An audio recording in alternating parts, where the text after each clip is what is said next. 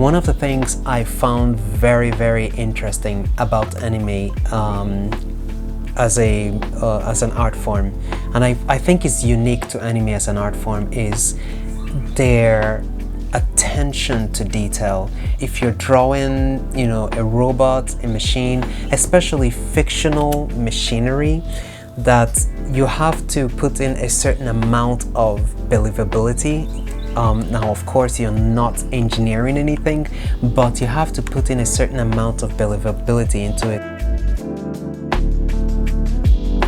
So like where the shoulder meets the body, you have to be like, okay, there should be some sort of joint or some sort of rotating mechanism because that has to move. Where the legs meets the hips, you have to put in like some sort of disconnect because that has to move. So even though, of course, this robot is not, this is not an engineering illustration, you have to think about that much.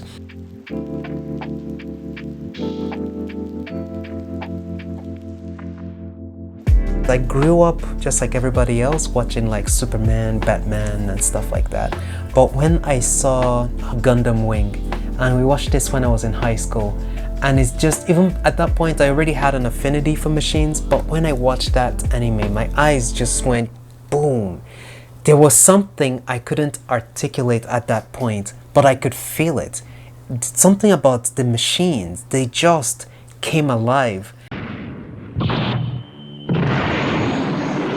I will not allow you to go to Earth! Is this what you interpret as justice?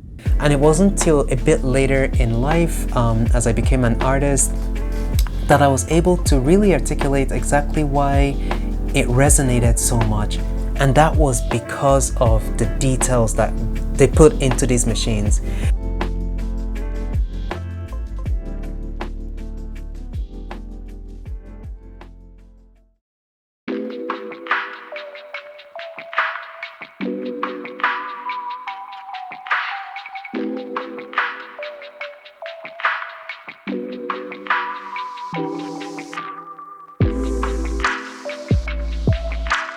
I kind of describe my illustration or my drawing style almost like sculpture. So I always start with a very, very light lead pencil. And I like to just start by making lines of general shapes of the image that I'm trying to draw. And so it's almost like you're sculpting as you slowly make these lines. The image or the shape that you're trying to draw slowly starts coming out at you, and not even just the shapes but the perspective. So very slowly, by just constantly drawing these lines, the drawing comes out to me. At this stage it still looks quite rough, but I can see the illustration or the shadow of the illustration that I'm trying to make. I can finally see it in the sketch.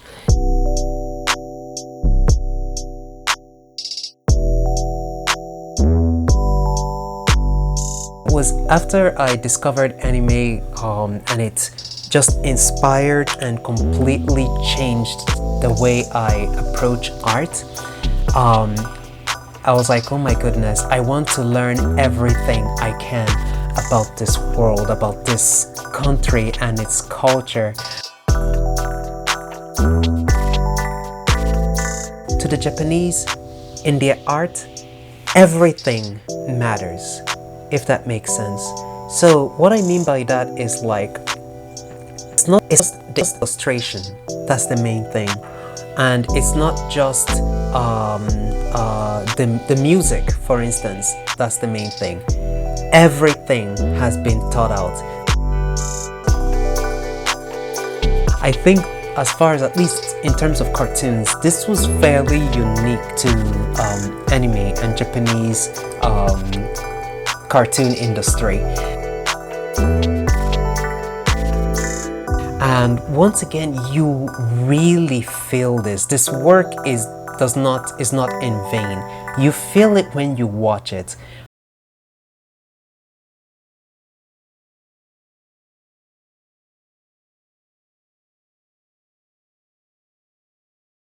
So at this point, I now have the confidence to move to my digital art software. So I would now import that chaotic pencil sketch that I've done into its own layer, and I'll create a new layer, and I'll do what's known as a digital line art.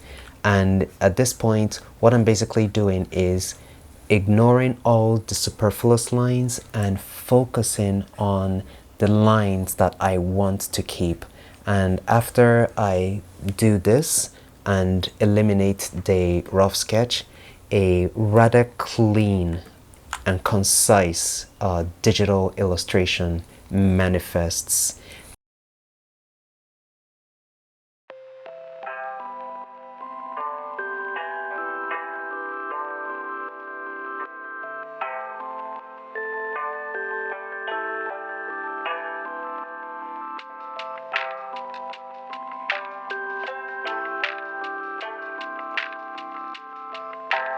So my latest illustration is titled Vigilante. All my illustrations really start in my head, so I pretty much have an idea. All my illustrations are an idea or a concept, often some bit of philosophy or sociological discussion that I would like to share.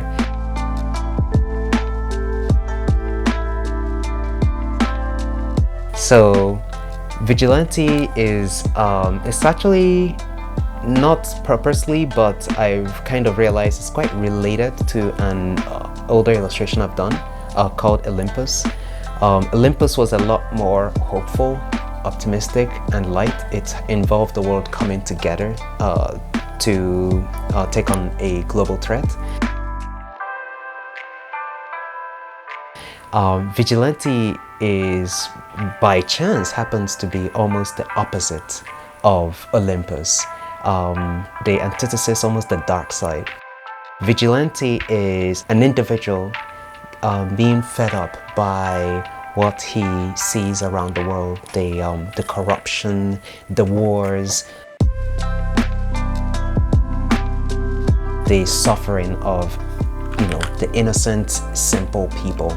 And this individual just acquires a very powerful weapon system and enforces peace on the earth. And that's why it's called Vigilante. So, like I said, a bit darker compared to Olympus. Yeah.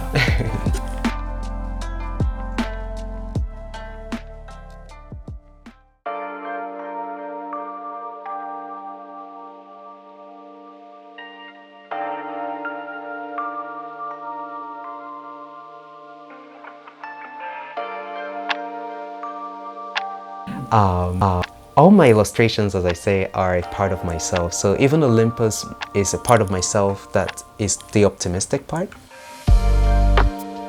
So it hopes that humanity can come together and solve its problems. And Vigilante is the slightly pessimistic or dark side of myself that's also kind of is thinking like humanity may not be able to solve its problems, and one may have to force humanity into a certain direction. So I never shy away from opposing factions, if you might say, in my being. I just express all of it through my art.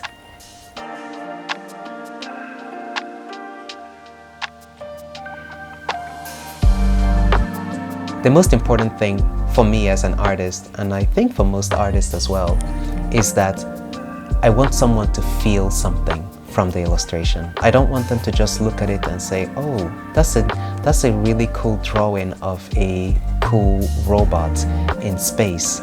I want them to actually feel something. And even if it's contrary to what I intended, as long as it has an emotional response, then I feel like I have succeeded as an artist.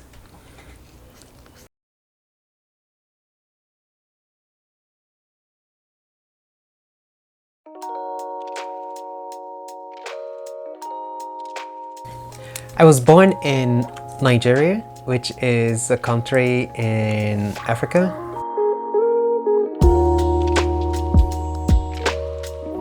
I lived there for 10 years of my life.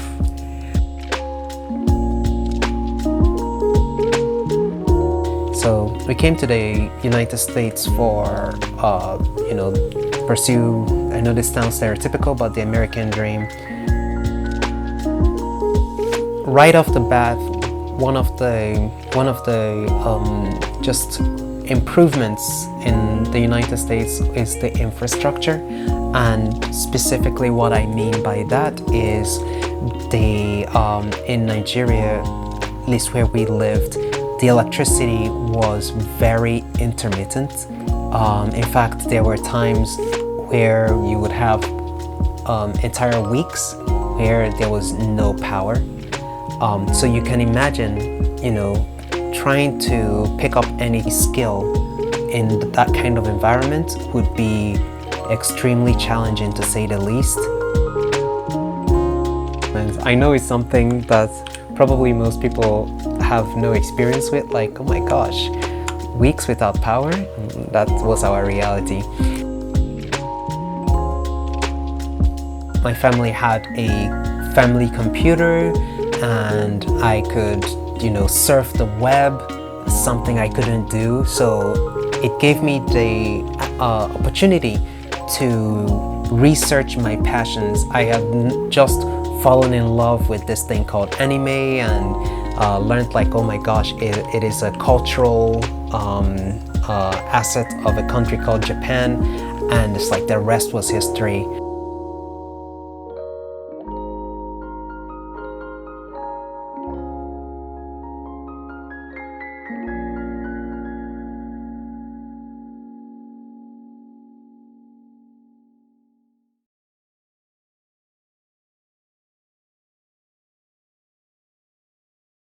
Basically, especially with drawings that involve machines, it's just been a iteration after iteration and slowly getting it to where I would like. So a lot of things have changed. As you can see, the head now features this forward-facing horns. It's changed from last time. Every now and then, even just an errand stroke of the brush, of the pencil, like digital pencil, if you wish to call it, can inspire something. So I think I was just making lines on the top of his head, and one of the lines just went forward, and it just hit me like, I don't know, those forward-pointing horns, almost like dog ears that are straight up. It just had a much more interesting look to it, almost a bit more imposing in a way. So I was like, okay, I'm gonna change that up. I also refined the design of the rifle quite a bit, just made it a little bit more imposing. So one of my difficulties as an artist is that and in fact, even all of my pieces, none of them are actually ever truly finished. They're just at some point good enough to the point where they have to make it out into the real world. Just depending on how clear the vision is in my head, it can take anywhere as quick as a week to the point where I'm like, okay, good, let's start doing colors. Or it could take up to 2 to 3 months.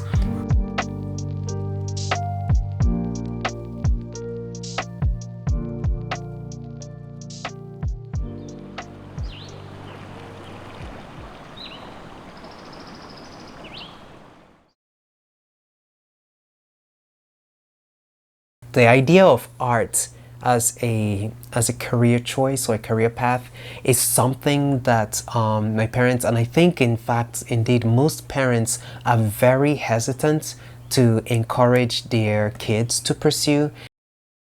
So I went to school for accounting, and my gosh, I hated it. I absolutely hated it.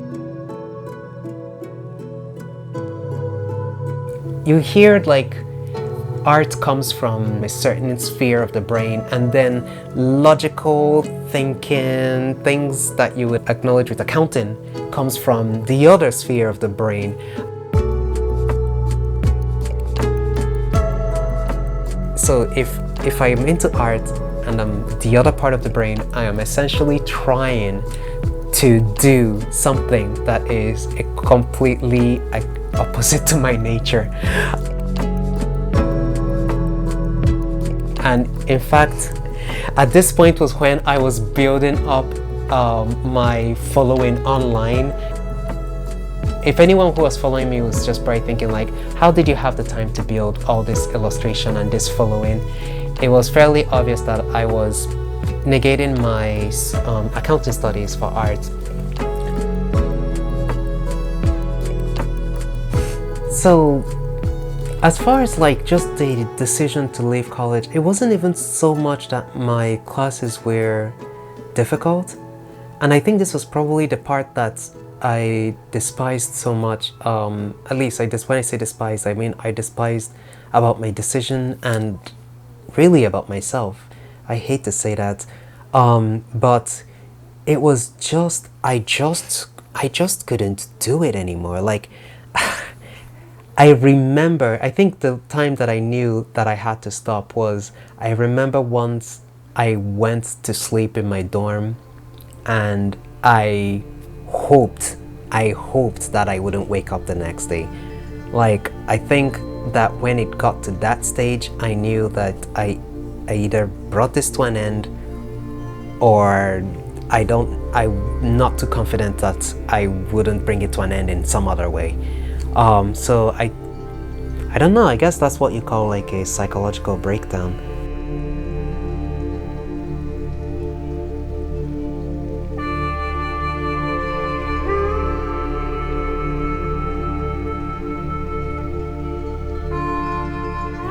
I stopped going to class altogether. I avoided my friends.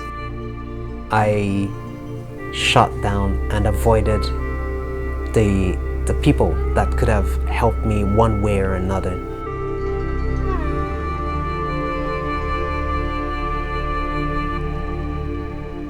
It wasn't even so much that disappointing myself.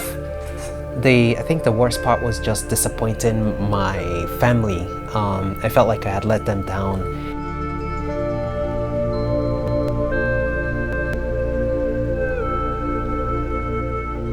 The next morning, the sun just rose just like every other day. My roommate went to his classes, and I just lay in bed.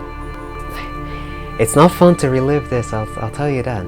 I just lay in bed, and honestly, I just kind of like a zombie went through my days. I wasn't going to school, I wasn't going to classes.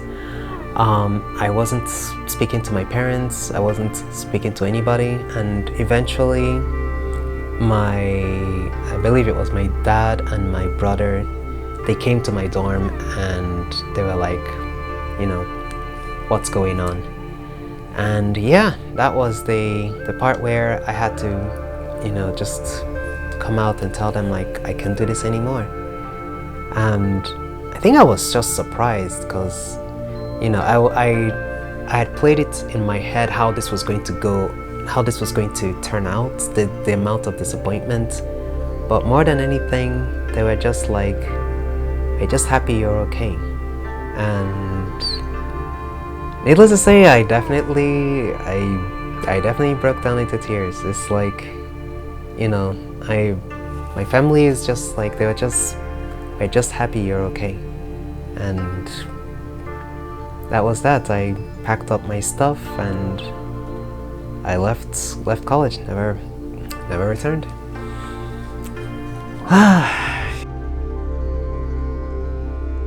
After college, I came back home. I just kind of moped around the house for a while because you know, I couldn't face my friends. I truly shut everyone out. So it wasn't like the depression had somehow gotten better. It was actually only the beginning. It's like now that the reality hits, it's just like, it's like the sun rose, but not in my world. My world was just completely dark.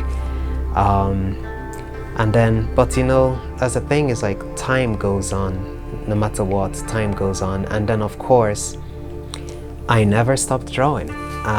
Even in the most like depressed, down state in my life, I never stopped drawing. I just continued to draw because it was the only thing, one, that made me happy, and you know, not to make this too dark, but it was the only thing that was also keeping suicide at bay.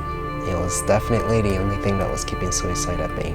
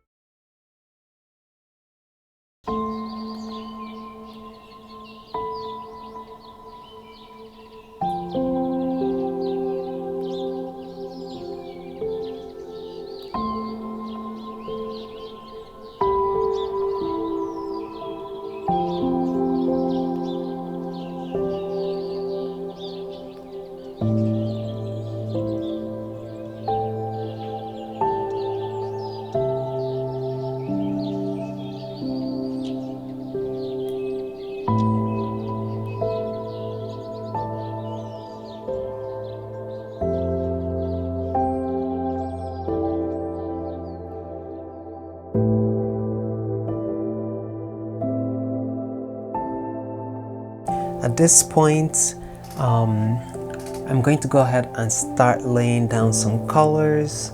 Sometimes I will start coloring long before the actual lines are complete, just because it helps me to, it's almost like a catalyst to continue the design theme in my head and just make it stronger.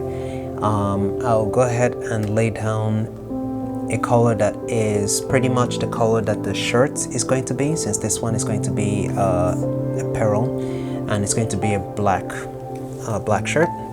Of course, since the robot is floating in space. Alrighty, and then at this point, I will get a general color for the machine itself. Often, even if I intend to have what I'm coloring be an actual color, I will first start with something that is monochrome, and then just lay down shadows, just to get an idea that my shadows and shading is correct. And then I will substitute in a color if I need to.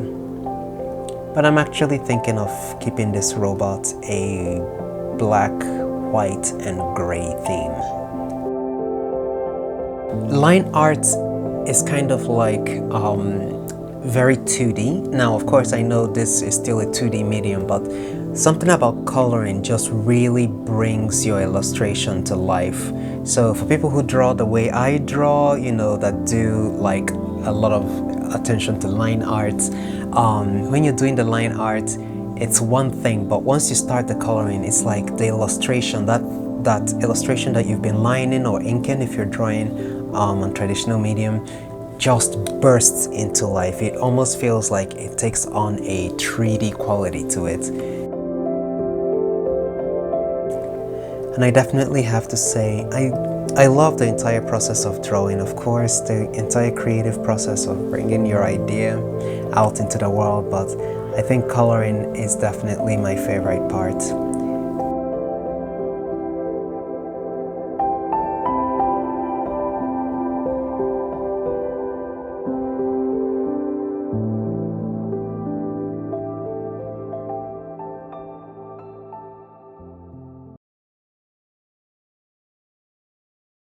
After I left school, I literally just hung around in at home, my parents' home, and I just didn't do anything.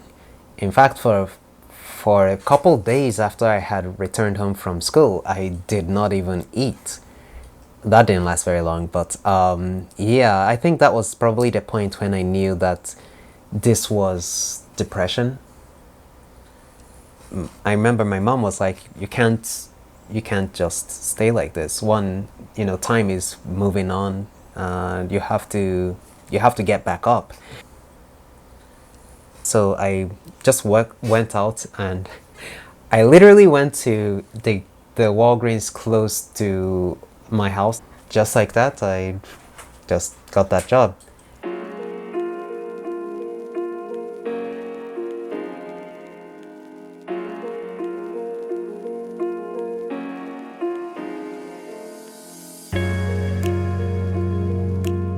So one day, my eldest brother, Justin, he's quite different from me. He's very, very driven. He knew that I drew, and he saw my art, and he was just thinking like, this is, it's a waste for you to just work at Walgreens, do a job that you're not passionate about, while you cultivate this ability, and you just leave it as a hobby.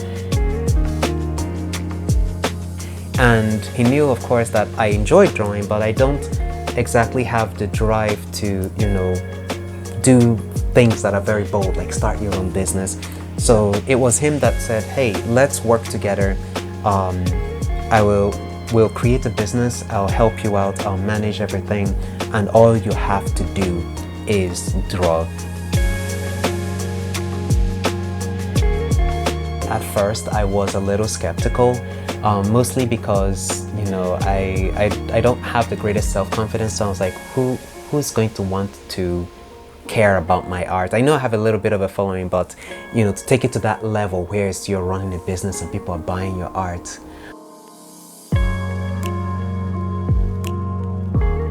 Once I started doing art, we built a site. We started selling, I think it was t-shirts that we started. Yeah, we started selling t-shirts. Our first t-shirt was, we sold at $1, just as to test the waters, and it sold out in less than 5 hours. Completely sold everything. Well, of course it's $1, who cares? However, a lot of people were like so upset that it was gone, and I think that's when I realized, like, I started getting the inkling like, hey, people like my art.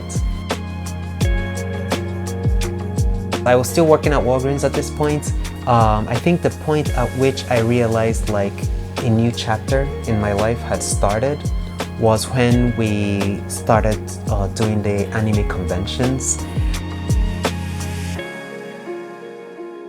And so at first I started off with what's known as the auction.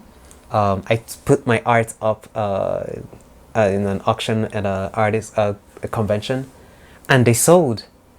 They didn't just sell, but they sold ridiculously higher than the price that I had put up there.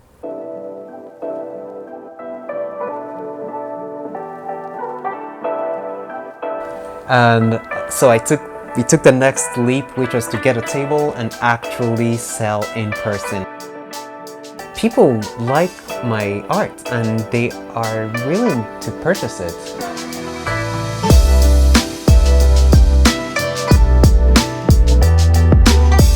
It was so flattering and so scary at the same time. Okay, you've got something, now you have to commit to it. Wow, this is so exciting. And for the first time in my life, I felt like I had a future. I wasn't just living, just going with the flow. Like for once in my life, I had an exciting future that I was directing.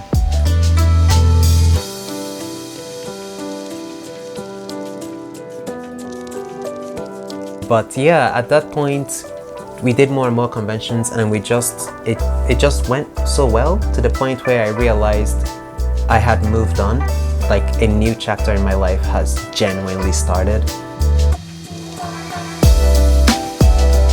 And that was when I left Walgreens and commenced this new chapter.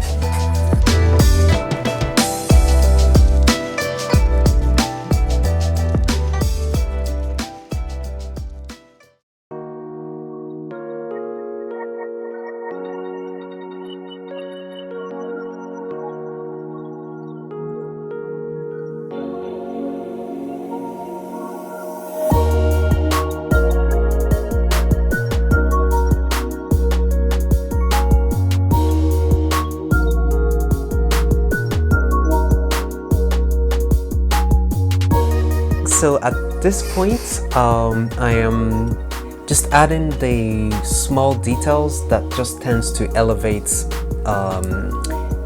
mechanical design, at least in my eyes. So these are like little decals, little texts and stuff like that. I like those little details that just makes the mechanical design pop a little bit more. So sometimes just these tiny bits of additional design flair here and there, you'd be surprised how much it can just elevate the illustration.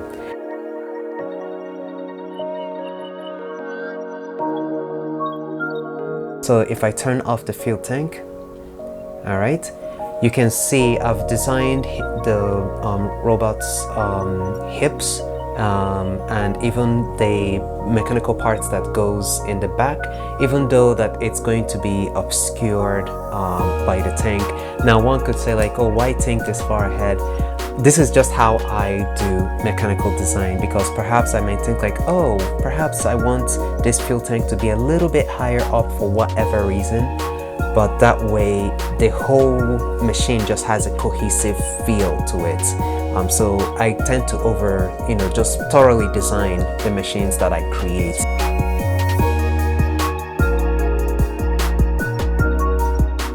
One of the things that makes designing for t-shirts or apparel, if that's going to be screen printed, particularly challenging is the color limitations. That poses an interesting challenge, because it's like you want to create something interesting, but you have like 7 colors max to work with. So you're like, oh, okay, even the line, the black of the line art is a color. So it's like, oh, that's 1, now you have 6 left. So at first I found this so difficult to work with, because I'm like, how can I draw like this? However, I found now that it's an interesting challenge to kind of create something that is compelling, but using very few colors.